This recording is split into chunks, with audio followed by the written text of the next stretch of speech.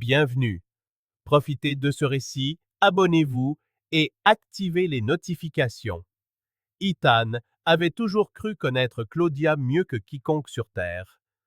12 ans de mariage avaient tissé entre eux une intimité qui transcendait les mots, une complicité silencieuse qu'il croyait inébranlable.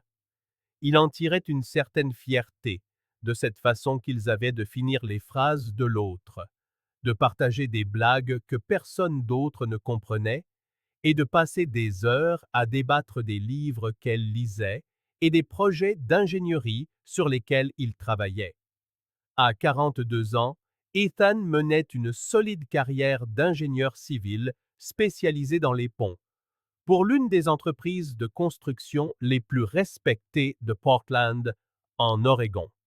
Claudia, de 3 ans sa cadette, enseignait la littérature anglaise dans un lycée de banlieue. Elle était réputée pour ses cours captivants et sa capacité à faire tomber des adolescents blasés amoureux de Shakespeare et de Fitzgerald.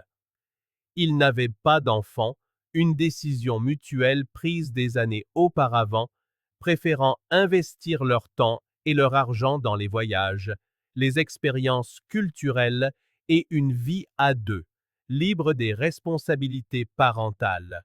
Cela n'avait jamais semblé être un problème. Au contraire, ils avaient toujours eu le sentiment d'avoir la liberté d'être eux-mêmes, d'explorer le monde ensemble, sans attache.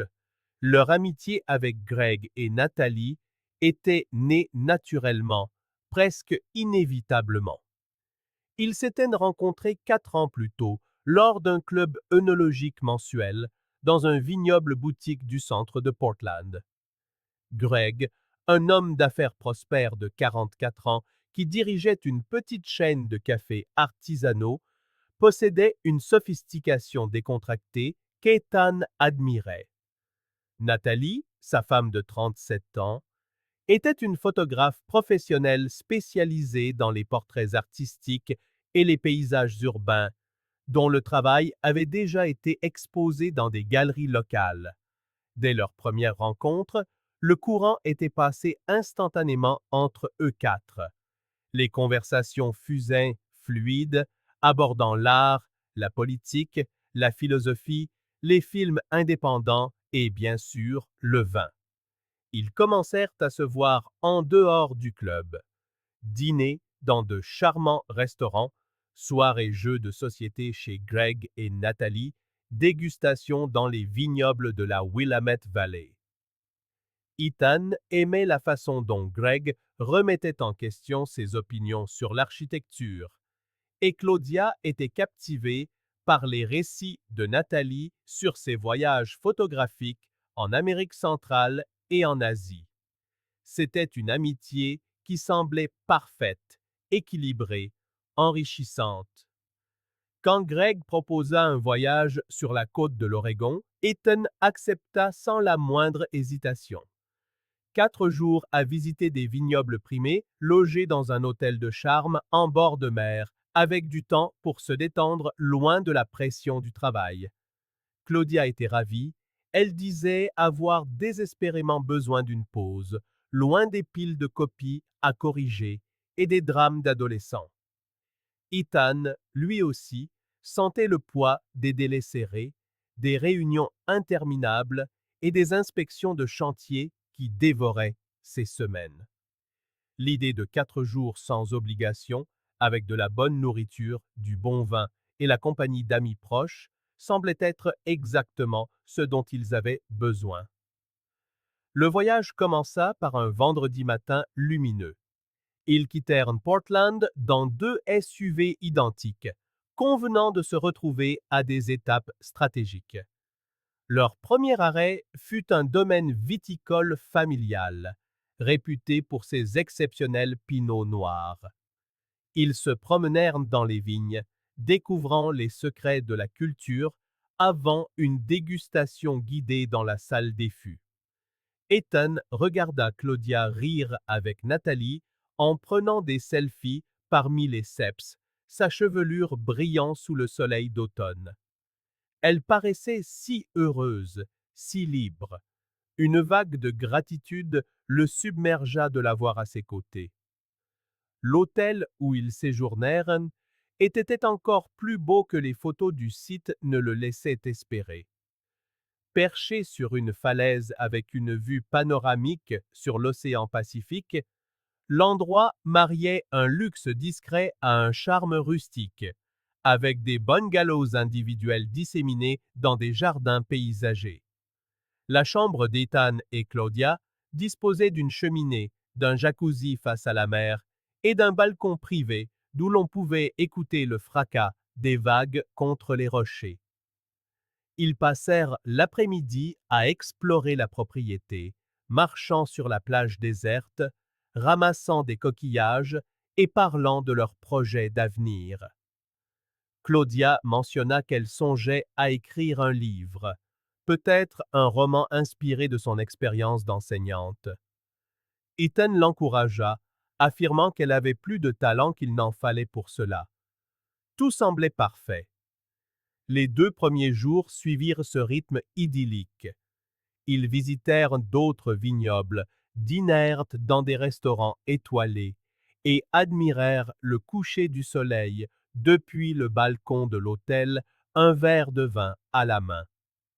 Greg se montrait un hôte généreux, insistant pour payer la plupart des repas et partageant des bouteilles coûteuses de sa collection personnelle. Nathalie documentait chaque instant avec son appareil photo professionnel, capturant des moments spontanés qui, disait-elle, feraient un incroyable album de souvenirs. Ethan se sentait reconnaissant pour cette amitié, pour la qualité de ses journées. Claudia semblait également s'épanouir, participant activement aux conversations, débattant de politique avec Greg et échangeant des recommandations de lecture avec Nathalie. Mais c'est au cours de la 3e soirée que tout bascula. Après un dîner particulièrement long dans un restaurant français sophistiqué, où ils consommèrent 2 bouteilles de Bordeaux et une de champagne, le quatuor retourna à l'hôtel vers 11 heures du soir. Greg suggéra de poursuivre la conversation dans sa suite, plus grande et dotée d'un balcon spacieux avec vue sur l'océan éclairé par la lune. Ethan, encore sous les effets agréables du vin, accepta, se sentant détendu et satisfait. Claudia attrapa une bouteille de Porto qu'ils avaient achetée plus tôt et la rapporta. La suite de Greg et Nathalie était impressionnante. Un vaste salon décoré avec goût, une cheminée à gaz allumée et des porte-fenêtres s'ouvrant sur le balcon. Ils s'installèrent dans de confortables canapés, la conversation coulant aussi naturellement que toujours. Nathalie servit le Porto dans de petits verres en cristal et la discussion commença sur un ton léger, revisitant les meilleurs moments du voyage. Puis, lentement, le ton changea. Greg se mit à parler de la façon dont la vie moderne impose tant de restrictions artificielles, de la manière dont nous sommes conditionnés depuis l'enfance à suivre des schémas sociaux qui n'ont pas toujours de sens pour qui nous sommes vraiment. Nathalie acquiesça, ajoutant qu'elle et Greg entretenaient une relation qu'elle qualifiait de non conventionnelle, bâtie sur une communication ouverte et le rejet des normes oppressives. Ethan écoutait avec intérêt, mais encore avec la distance de quelqu'un qui apprécie une discussion philosophique abstraite. C'est alors que Nathalie déclara, avec un sourire mêlant défi et camaraderie, qu'elle et Greg avaient déjà exploré l'ouverture de leur couple à quelques occasions. Pas souvent, précisa-t-elle, mais lorsque l'opportunité se présentait avec des personnes de confiance. Greg ajouta que cela avait en fait renforcé leur mariage, en éliminant l'hypocrisie et le ressentiment qui accompagnent les désirs refoulés. Ethan fronça les sourcils, ne voyant toujours pas où cela menait. Il regarda Claudia, s'attendant à la voir partager sa surprise, mais elle semblait fascinée par la conversation, penchée en avant, les yeux brillants de curiosité. C'est là que Claudia dit quelque chose qui fit sursauter le cœur d'Ethan.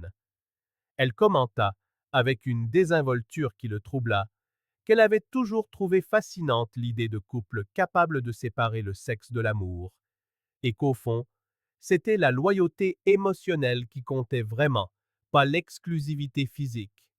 Ethan la dévisagea, essayant de comprendre si elle se montrait simplement intellectuellement provocatrice ou s'il y avait quelque chose de plus profond derrière ces mots. Avant qu'il n'ait pu analyser la situation, Nathalie fit la proposition qui allait faire voler en éclats leur voyage. Et si on essayait ce soir? Échanger nos partenaires. Sans drame, sans jalousie. Juste 4 adultes explorant un fantasme de manière consentie. Le silence qui suivit parut une éternité. Ethan eut l'impression que le sol s'était dérobé sous ses pieds. Il chercha le regard de Claudia, espérant qu'elle rirait, qu'elle dirait que c'était absurde. Mais elle ne fit ni l'un ni l'autre. Au lieu de cela, elle se mordit la lèvre inférieure, un geste qu'il connaissait bien et qu'il reconnut comme le signe qu'elle y songeait sérieusement. Une vague de nausée envahit Ethan. Greg et Nathalie les observaient, attendant une réaction. L'expression de Greg était calme, expectative. Nathalie souriait de manière encourageante, comme si elle leur suggérait d'essayer un nouveau restaurant. Ethan se força à parler, sa voix sortant plus rauque que prévu. « Tu es sérieuse, Claudia ?» Elle le regarda, et un instant, il crut voir une hésitation dans ses yeux. Mais ensuite, elle répondit, choisissant ses mots avec soin, comme si elle présentait un argument académique. « Je ne vois pas le problème d'explorer, tant que tout le monde est à l'aise. Le corps n'est qu'une expérience physique, Ethan. L'amour que nous avons est bien plus grand qu'une seule nuit. » Greg opina du chef. La jalousie est une émotion primitive que les gens évolués apprennent à surmonter. Nathalie ajouta: ce serait une opportunité de croissance personnelle, d'élargir les limites de ce que l'on pensait possible dans une relation. La colère commença à bouillir en Ethan, mais il tenta de la maîtriser. Il regarda les 3 personnes qu'il considérait quelques minutes plus tôt comme des amis proches et réalisa qu'il était en train d'être manipulé. Le voyage, les conversations intimes, la philosophie sur la liberté, tout cela n'avait été qu'une préparation pour ce moment. Ils avaient tout planifié. Claudia, sa femme, la femme qu'il aimait et en qui il avait une confiance absolue, lui suggérait de la livrer à un autre homme comme s'il s'agissait d'une transaction sans émotion. Pire encore, elle le faisait avec la même logique froide et articulée qu'elle utilisait pour enseigner Hamlet à des adolescents. Il se leva, sentant ses tempes palpiter. Saisir son manteau fut un geste automatique pour occuper ses mains tremblantes. Quand il parla, sa voix était ferme, mais sous elle vibrait un tremblement d'émotion à peine contenu. Vous pouvez faire ce que vous voulez, je ne fais pas partie de ça. Claudia tenta immédiatement d'argumenter, se levant et s'approchant de lui. Elle lui dit qu'il était étroit d'esprit, conservateur, qu'il manquait une chance de grandir et de renforcer leur relation par la confiance. Ethan s'arrêta sur le seuil et se tourna vers elle. Ce qu'il vit sur son visage, un mélange de frustration et de déception, comme s'il venait d'échouer à un test, fut ce qui brisa finalement quelque chose en lui. Je n'ai pas besoin de grandir en couchant avec la femme de mon ami Claudia, dit-il, chaque mot délibéré et tranchant. Et si c'est ton cas, alors nous ne partageons pas les mêmes valeurs. Je le croyais, mais je me suis trompé. Il sortit de la suite, ignorant les supplications de Claudia qui lui demandait de revenir pour discuter. Greg tenta de dire quelque chose sur sa réaction excessive, mais Ethan ne se retourna pas. Il se hâta le long des sentiers éclairés de l'hôtel jusqu'à son propre bungalow, attrapa ses clés de voiture et sa valise. 15 minutes plus tard, il était seul sur la route du retour vers Portland, ses mains agrippant le volant si fort que ses jointures blanchissaient. Les 3 heures de route furent un supplice silencieux. Ethan rejouait mentalement chaque conversation des dernières semaines, cherchant les signes qu'il aurait dû voir. Maintenant, ils lui sautaient aux yeux avec une clarté douloureuse. Claudia avait toujours été fascinée par la littérature explorant les relations non traditionnelles. Elle adorait L'amant de Lady Chatterley, défendait passionnément Lolita comme un chef-d'œuvre malgré son contenu controversé, et avait récemment lu La salope éthique, commentant à quel point c'était libérateur. Il avait supposé qu'il s'agissait simplement d'intérêts académiques, l'esprit curieux d'une professeure de lettres. Mais ce n'était pas le cas. C'étaient des désirs, des fantasmes qu'elle nourrissait et qu'elle avait enfin trouvé une occasion d'exprimer. Ethan arriva chez lui vers 3 heures du matin, physiquement et émotionnellement épuisé. Il alla directement dans la chambre d'amis, incapable de regarder le lit qu'il avait partagé avec Claudia. Il ne put dormir. Allongé dans le noir, écoutant le silence de la maison, il se sentit trahi d'une manière qui dépassait la proposition physique. C'était la froideur philosophique de Claudia qui le blessait le plus, la façon dont elle avait rationalisé le manque de respect, transformant une trahison potentielle en un exercice intellectuel de croissance personnelle. Claudia rentra le lendemain, vers midi, ramenée par Greg et Nathalie. Ethan entendit la voiture se garer dans le garage, mais ne quitta pas son bureau où il faisait semblant de travailler. Elle entra seule, ses pas hésitants. Quand elle apparut dans l'encadrement de la porte, ses yeux étaient rouges et gonflés de larmes. Elle se mit à parler rapidement, disant que ce n'était qu'une suggestion, qu'elle ne s'attendait pas à ce qu'il réagisse si fortement, qu'elle n'avait pas voulu le blesser, qu'elle avait été influencée par le vin et les idées de Nathalie. Ethan la laissa parler, l'observant avec une distance émotionnelle qu'il ne se connaissait pas. Quand elle eut fini, il dit simplement « La suggestion en elle-même était la trahison, Claudia. Le fait que tu aies pensé que ce serait acceptable de me demander ça, que j'accepterais de te regarder avec un autre homme, montre que tu ne me connais pas, ou pire, que tu te fiches de ce que je ressens. » Elle tenta de protester, mais il leva la main pour lui demander le silence. « J'ai pris rendez-vous avec un avocat spécialisé en divorce pour lundi. Tu peux rester dans la maison jusqu'à ce qu'on règle les détails, mais je serai dans la chambre d'amis. Je ne veux plus en parler. » Claudia se mit à pleurer, disant qu'elle l'aimait, que c'était une terrible erreur, qu'elle ne le referait jamais. Mais Ethan resta inflexible. Pour lui, l'amour sans respect n'était pas de l'amour. Ce n'était qu'une commodité émotionnelle, et il méritait mieux que ça. Les jours suivants furent un brouillard de conversations tendues, de silences pesants et de larmes de Claudia. Ethan se ferma émotionnellement, fonctionnant en pilote automatique. Greg appela plusieurs fois, mais Ethan bloqua son numéro.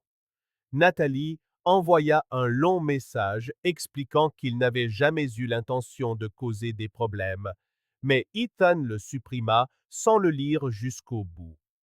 La procédure de divorce fut officiellement lancée 2 semaines plus tard.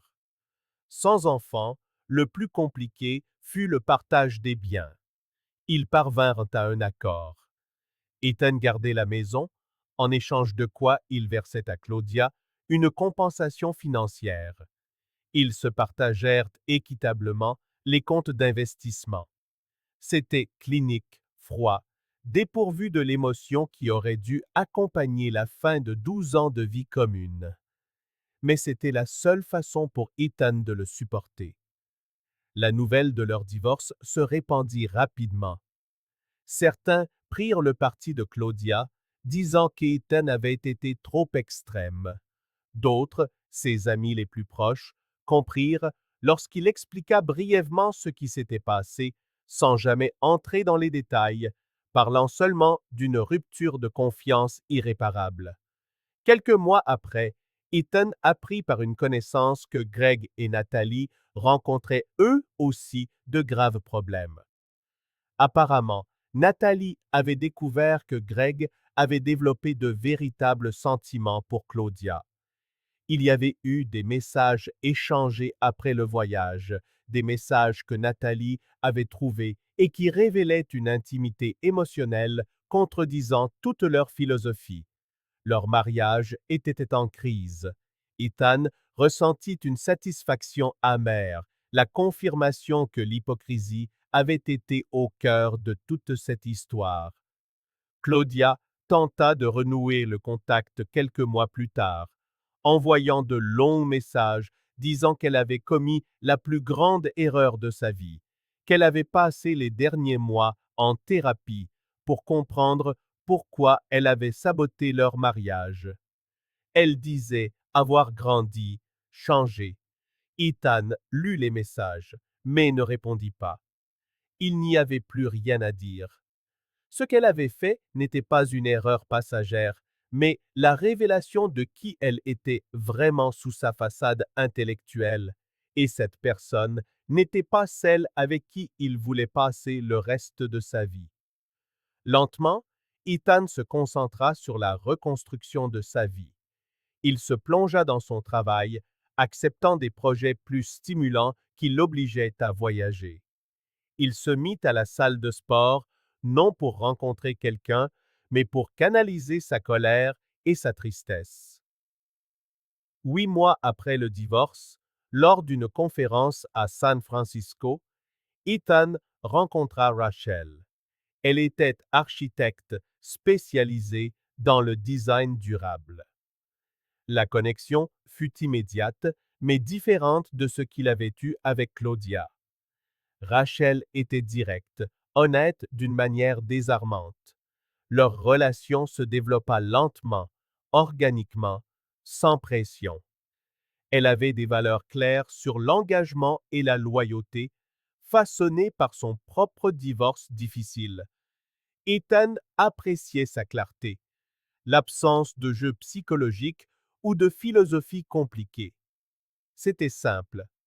Ils s'appréciaient, se respectaient et voulaient voir où cela pourrait les mener.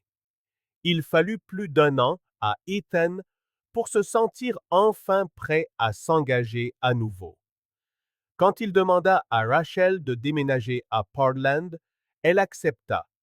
Ils louèrent une nouvelle maison ensemble, décidant de ne pas apporter le poids du passé dans leur nouvelle relation. C'était un nouveau départ, une page blanche. Ethan n'a jamais revu Claudia. Il a entendu dire qu'elle avait quitté son poste et déménagé à Seattle. Il espérait sincèrement qu'elle trouverait la paix qu'elle cherchait, mais il savait que ce ne serait pas avec lui. Certaines portes, une fois fermées, ne devraient jamais être rouvertes. Avec le temps, Ethan apprit à regarder en arrière sans la douleur aiguë des premiers mois. L'expérience lui avait appris des leçons précieuses sur lui-même. Il a appris que la loyauté et le respect ne sont pas des constructions sociales oppressives, comme le prétendaient Claudia et ses amis, mais les piliers mêmes sur lesquels se construisent les relations authentiques. Sans eux, tout le reste n'est que du théâtre, une performance creuse d'intimité sans fondement réel. Avec Rachel, il a appris à faire confiance à nouveau. Elle ne lui a jamais donné de raison d'en douter, n'a jamais parlé d'ouvrir leur relation ou de surmonter une jalousie primitive. Elle était simplement présente, constante, honnête, et c'était plus que suffisant. C'était En fait, tout ce qu'Ethan avait toujours voulu, sans l'avoir pleinement apprécié jusqu'à ce qu'il le perde. Ce qu'il pouvait maîtriser, c'était sa propre réaction, et sur ce point, il n'avait aucun regret. Il s'est accroché à sa dignité, à ses valeurs, à l'idée qu'il se faisait du mariage. Il n'a accepté aucune excuse, ne s'est pas laissé manipuler par des arguments philosophiques creux, et n'a pas laissé la culpabilité ébranler son propre jugement. Il a simplement tourné les talons, a surmonté la douleur et a continué sa route. Et en cela, il a trouvé sa propre forme de victoire. La vie a suivi son cours, comme toujours. Ethan s'est épanoui dans sa carrière, concevant des ponts toujours plus ambitieux et complexes. Il a bâti une nouvelle vie avec Rachel, plus forte et plus honnête que celle qu'il avait connue avec Claudia. Et bien que les cicatrices ne se soient jamais entièrement effacées, elles faisaient désormais partie de son histoire. Des rappels permanents qu'il avait survécu, appris, et qu'il en était ressorti plus fort. Certaines leçons s'apprennent de la manière la plus dure, mais ce sont aussi celles que l'on n'oublie jamais. Et Ethan, enfin en paix avec lui-même et avec ses choix, savait qu'il avait appris la leçon essentielle. Le respect de soi n'est jamais négociable, et certaines trahisons, aussi subtiles soient-elles, ne méritent qu'une seule réponse, une sortie digne. Merci d'avoir regardé cette vidéo. Si elle vous a plu, n'oubliez pas de vous abonner à la chaîne et d'activer les notifications pour ne manquer aucune nouveauté. À la prochaine!